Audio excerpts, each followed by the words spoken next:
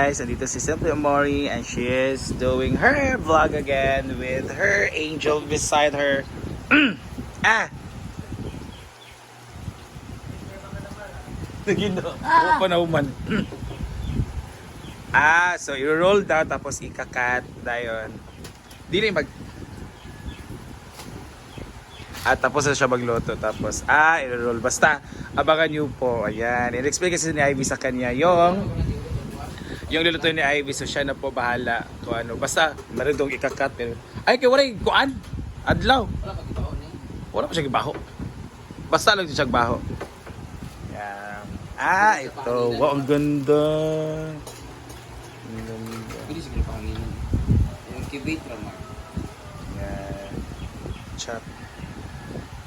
I-uber na natin dami. Naragin mo na. Asa mo na pala itong nani di ay? Seafood na. Flying fish. Grabe ko ani kay akong namian ani kay kuan. Bangsi. Bangsi gani flying fish inunon, no? Dami kinaunon ng bangsi kay tamis. Asa? Ay bulay bibilad daw to sabi niya. So sabi ni ano na si Bruno no. Si Bruno man nagkuan ani. Kani siya, pwede mo na siya i-oven. It's toast. Hinay kayo ba? Ayo iti mo mukuan. Yeah, so dito naman Rhea is here. So andun po kanyang pwesto. Barang nagkapalit sila ni Ivy karo pwesto. Ito sa Ivy as taas. Namosi si Ivy dahil ni marag wala siguro kuan pa, gasol. So andyan po si Rhea guys, siya muna siya magluluto dyan. So dyan po pwede kami magluto dyan. So soon, pag walang wala talaga. So dan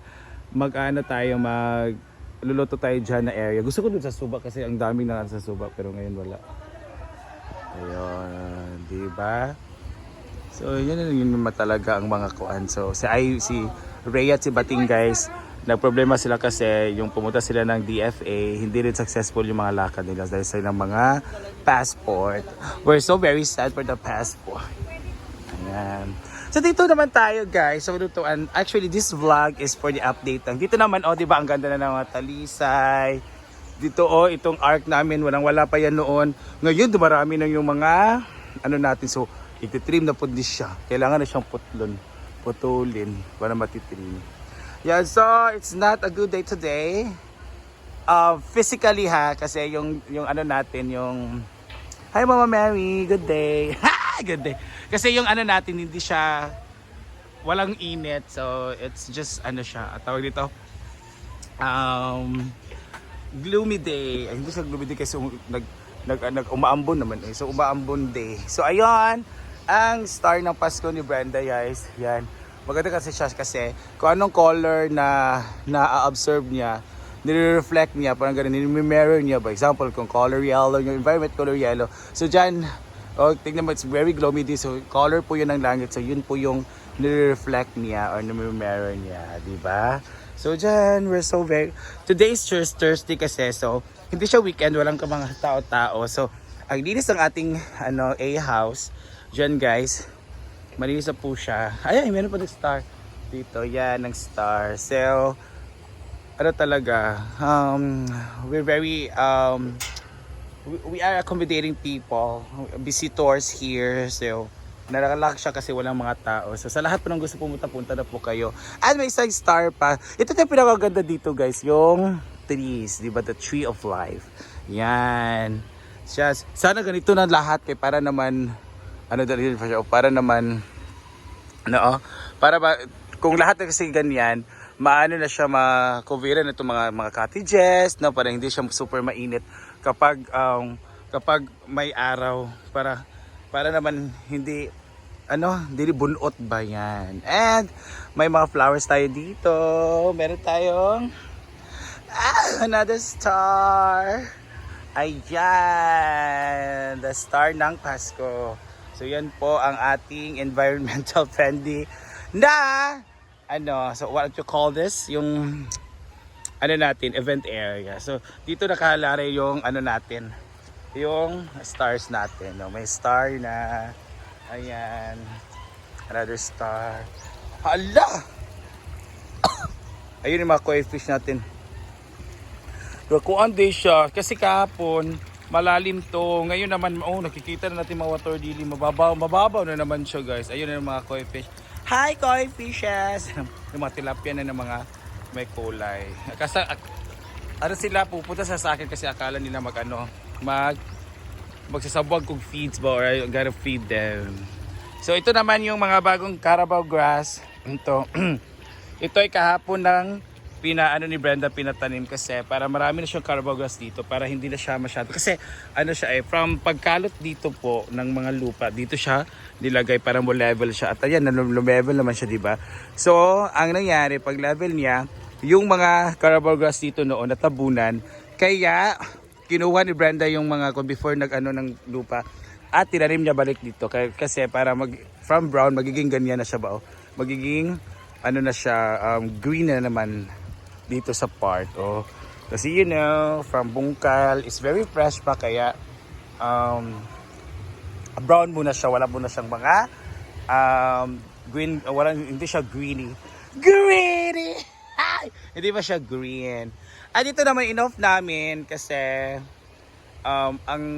mahal talaga ng kuryente nito kasi walang solar, di ba? Kaya yung panel natin doon na solar source hindi siya maka-provide dito ng kuryente. So, kapag i-on natin yan, yung kuryente ng Sipalco dito ang magpo-provide. Ang ending, mamahal. Mahal kasi yung makina na yan Talagang mahal. Ang lakas niyang kumain ng kuryente kaya mahal. So, yan. Enough muna natin. So, yun naman yung provide na sa ating water. Kasi, pinalibing siya ni Brenda para hindi siya mapakpakan ng mga motor kasi may mga dumadaan na ng motor dito at yung mga tao of course. So galing yan sa irrigation guys. Isang irrigation kinat off pa naman or in-irrigation papuntang ng ilog kasi yung taniman doon is parang katatanim lang ba so hindi pa need ng water. So dito muna sa ating sa tawag nito sa ating fish pool. From swimming pool to fish pool. So ayan na ang ating mga ang ganda dito pagdadami na yung mga yung mga lettuce, mga water lilies. So for sure gaganda na rin dyan kasi magiging mukha siya. And soon guys, magkaroon to ng tulay para pwede din mag-akit-akit yung mga mga tao and then pwede mag-feeding sa fish, di ba? So another star, ayan. At dito naman, mga bagong tanim ng mga Carabao grasses, ayun. Doon pa, punta doon. At dito naman sa guys noon. Yan, ito yung basura namin noon na malinis na kasi transfer na doon at wala nang kabasa-basura kasi lagi siyang nang bago trabahan dito si Kuya Nonoy iba, lagi siyang talaga. Super malinis siya sa environment. At yan po ang ilog natin. Again, sa lahat po na pupunta dito, yan po yung may ilog lang natin. Pero it's very fresh and it's very cool kasi it's from bukid and umuulan ngayon kaya ang lamig ng ilog tubig. Tubig ilog, whatever, basta ganun. And yan, dito natin may mga saging tayo kasi sabi ni Brenda, hindi niya pinaputol yan kasi pag may mga tao dito na mag-occupy ng mga tables and chairs, and dyan din, pwede din dyan, and dito, hindi naman kami dito, nagsa-charge ng fee sa mga food na papunta dito na ipapasok dito. So pwede po magdala, you are free to bring your own food. So pwede po yung dahon ng saging, yung kung wala kayong plato, so hugasan na dyan sa ilog, then gamitin na yan, di ba? Kasi yung dahon ng saging is for boodle fight or anything that pwede siyang magiging plates din, di ba? And dito naman, yan, mga tables at yan, mga furniture natin. So may mga duyan-duyan dito. Dito natutulog si Gimo minsan. Doon naman siya, minsan doon siya sa bilyaran pag umuulan. Minsan dito siya kasi ang lamig dito kasi you are facing ilog, no? Hangin ng ilog. Basta hangin from ilog. At may table din kami dito. Yan. Nagiging swimming pool siya ng kasi nilagyan ng mga bato-bato dyan para lumalim dyan. So pwede pumaligo dyan na malalim na. Hindi siya super lalim para hanggang lang siya dito sa bewang. Diba? So malinis po dito. Clean. It's very clean kasi we have our maintenance here. Ayan guys. Ayun. And meron tayong, ito yung likod ni Mama Mary. So may mga tanom na sa likod ni Mama Mary guys. I don't know what's that name. Basta gumagapang po siya. Ipagapang po namin siya doon para magmukha talaga siyang green ba ang giging color ni Mama Mary, di ba? Kasi Mama Mary is the Mother Earth, di ba? So, green. You know, ito na din ang ating makina for our water. So, yun lang guys, yung updates natin. Yun ng balsa. Oo.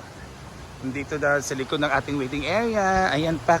So, ayan guys. May, ano din, marami ng mga tanim, no? Dito. So, meron dyan. Meron na rin, mga tanim dyan malapit nang tumubo. Dito naman din, yung mga tinanim ni Brenda na lagi naman dinidiligan pag naligo kami dyan, no? And our balsa. So, yan na lang yung mga ano dito. One of the spot din. Balsa and yung tulay, di ba? So, yun na lang guys. So, thank you so much for watching. This is just an update for the Hinaguan Farm. So, thank you and bye. See you later. See you on the next vlog.